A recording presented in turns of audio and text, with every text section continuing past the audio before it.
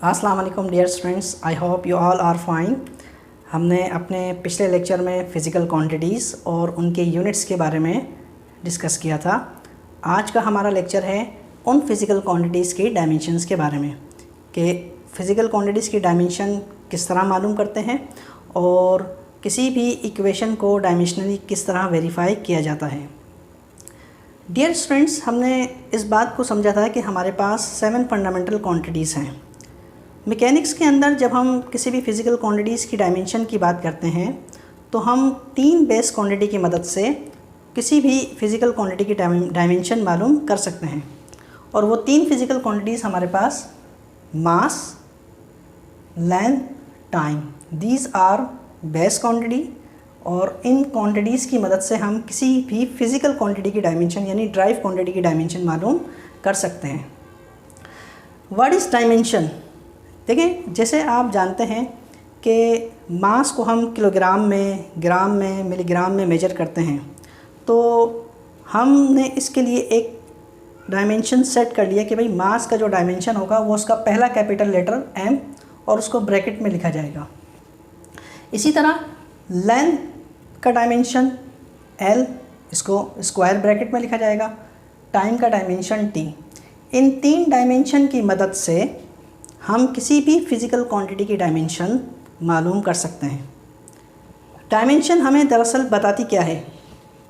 It describe the nature of physical quantity in terms of base quantities.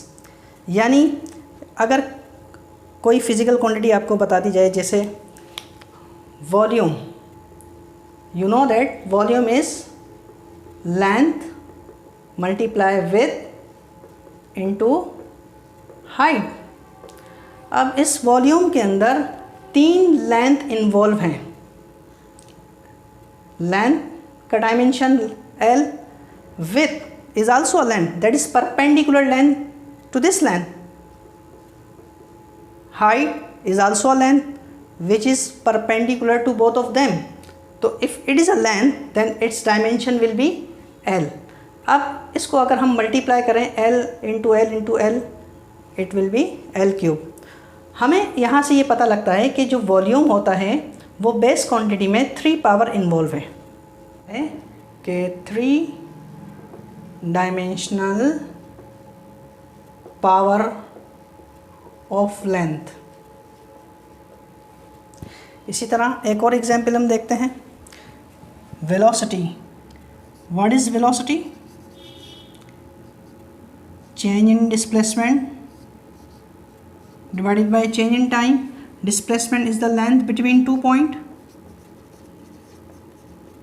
T is the time. Length का dimension हमारे पास होगा L और time का dimension T। तो ये dimension हमारे पास क्या बन जाएगा? L T inverse 1। ये बना वेलोसिटी का डायमेंशन, जिसमें हमें ये मालूम होता है कि 1 dimensional of length is involve and -1 power dimension of time. इसी तरह एक और एग्जांपल हम ले लेते हैं, एक्सेलरेशन का dimension. What is acceleration? Acceleration is the rate of change of velocity. Velocity का डायमेंशन अभी आपने निकाला L T इनवर्स, और टाइम का डायमेंशन कैपिटल T। ये T ऊपर चला जाएगा, ये बन जाएगा L T inverse 2। Okay students, force की डायमेंशन, फोर्स बराबर है किसके? m के। m is the mass. Mass का dimension capital M। a is the acceleration. Acceleration का डायमेंशन अभी हमने निकाला L T इनवर्स 2। तो इसको हम a की ब्रैकेट में लिख सकते हैं M L T इनवर्स 2। यहाँ एक बात नोटिस करने की है कि हमने अभी सुना था कि dimension of any physical quantities are express in terms of M, L and T. यहाँ हमारे पास एम नहीं आया ना, यहाँ हमारे पास एम आया। देखिए स्टूडेंट्स, हम इस इक्वेशन को अगर एम एल टी स्क्वायर के फॉर्म में एक्सप्रेस करना चाहते हैं तो क्या हम इसको इस तरह लिख सकते हैं? अगर यहाँ m नहीं है तो m की पावर 0, l की पावर 1, t की पावर -2। ठीक है, इसी तरह यहाँ पर आपके पास l t इन्वर्स है, तो यहाँ पर m की पावर है ही नहीं, तो हम इसको इस तरह लिख सकते हैं m की पावर 0, l 1, t इन्वर्स 1। ये एग्जाम्पल्स हैं। इसके अलावा हम और एग्जाम्पल्स देखते हैं, जैसे कि work, we know that work is the dot product of force and displacement.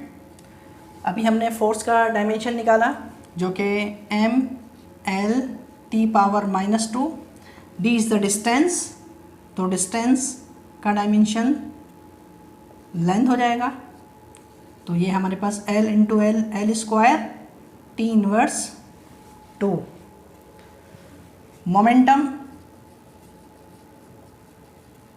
we know that momentum is the product of mass into velocity।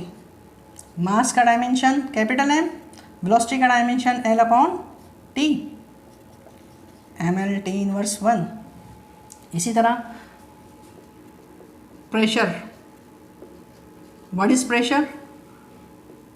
Force पर unit area. P is equal to force का dimension ml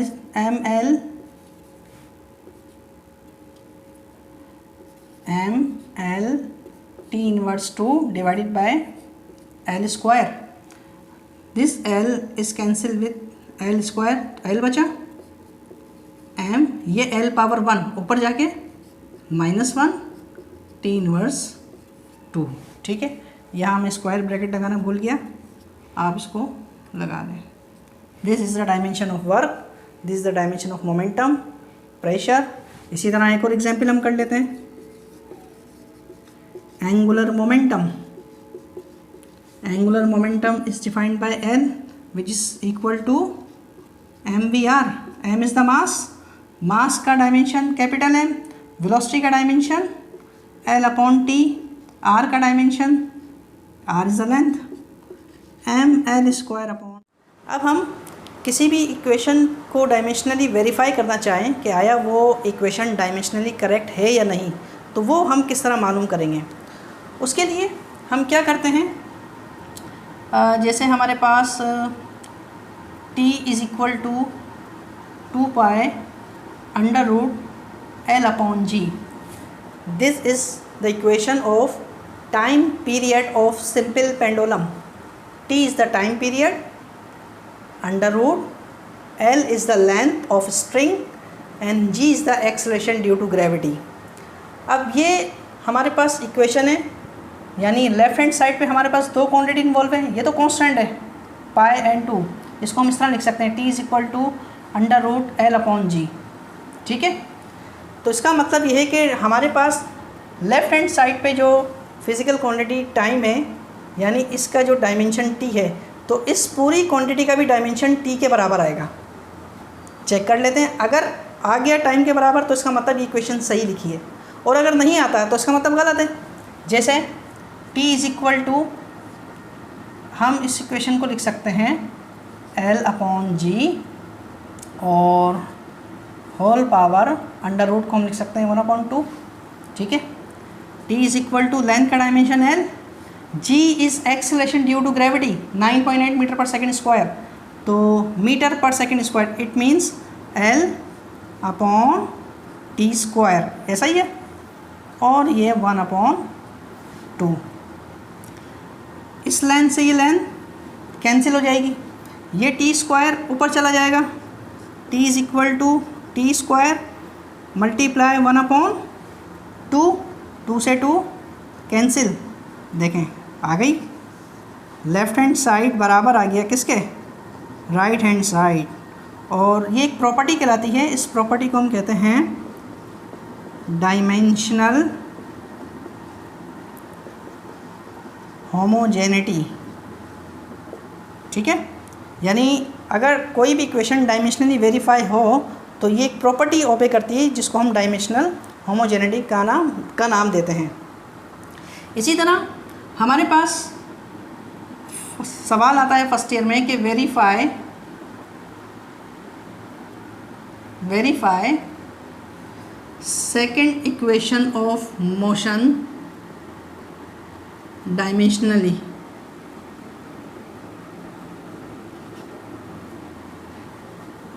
ठीक है, second equation of motion बताएं। S is equal to VIT plus half AT square. Left hand side पे हमारे पास displacement है, यानी इसका डायमेंशन L आएगा, और राइट हैंड साइड पर हमारे पास बहुत सारी फिजिकल क्वांटिटीज़ इन्वॉल्व हैं, जैसे वेलोसिटी, टाइम, एक्सेलरेशन। यानी जब हम इनको सॉल्व करेंगे तो इन सब का डायमेंशन राइट हैंड साइड पर इसके डायमेंशन के बराबर आएगा।